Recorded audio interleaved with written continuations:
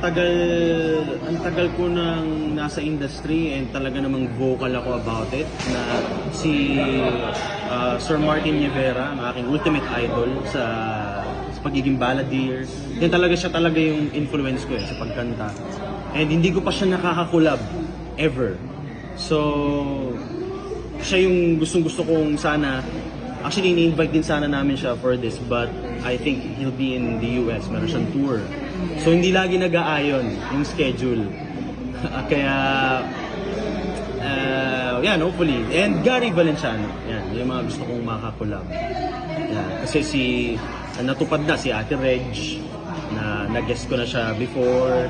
Tapos ito, si Kuya Ogie, actually, yan, isa rin sa mga dream ko na matutupad na sa June 29. Tapos, si Leia, nakaduet ko siya sa online streaming, yung online concert ko. But on stage hindi pa. So isa rin niya sa mga dreams ko. Live naman on stage. Na concert. But I've worked with her in Sweeney Todd. Yan yung sa Atlantis Production sa Soler. But on a concert setting, hindi ko pa nakakaduet si Leia. Hindi ka kinabahan na stars sa Wednesday?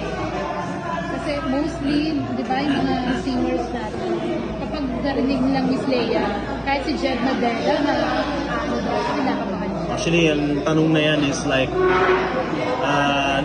understatement yan. Lahat kami, pag nandun yung presensya niya, lahat kami nanginginig ang mga tuhod namin. Kasi first day of rehearsal, si Miss Leia, kabisado niya. Lyrics, lines niya, songs, lahat kabisado niya. Grabe, as in blown away kami lahat. Nahiya kami kasi Leia na siya, di ba? Pero, okay. Ito dapat ang siyang standard. Siya dapat ang tutularan pagdating sa professionalism sa pagiging artist.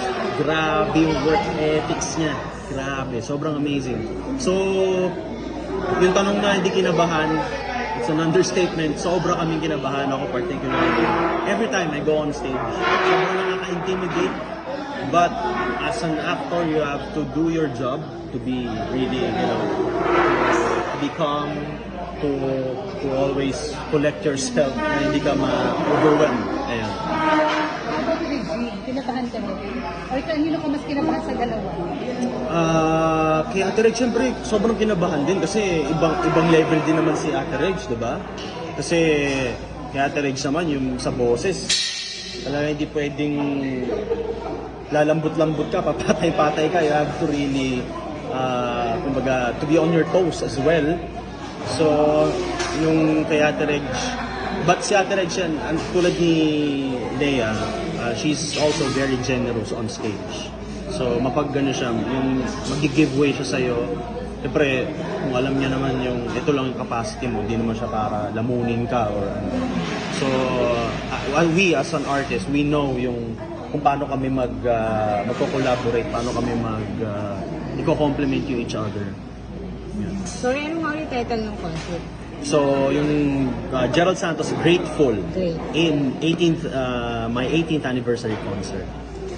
Ikaw pa na Gerald, nakikita mo yung